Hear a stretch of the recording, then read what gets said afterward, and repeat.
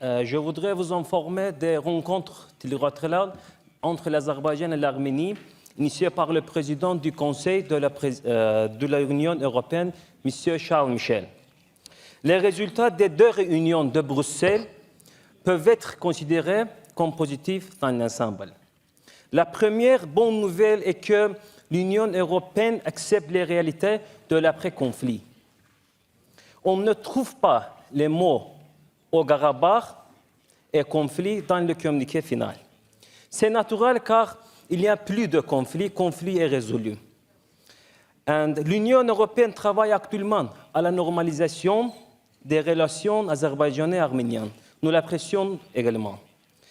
La deuxième nouvelle importante est qu'un accord a été trouvé sur la délimitation des frontières et la création de groupes de travail chargés d'élaborer un accord de paix.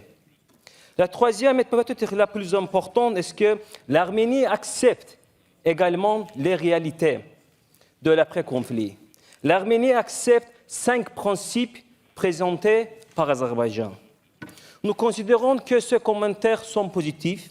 Cependant, l'Arménie doit prouver son sérieux à la table des négociations. Dans le même temps, l'Arménie doit prendre au sérieux ses engagements en matière de communication régionale et prendre des mesures pratiques. Elle doit avoir un comportement sincère. Pourquoi je dis cela? Parce que 80 de plaintes de mines fournies par l'Azerbaïdjan, par l'Arménie à l'Azerbaïdjan sont faux.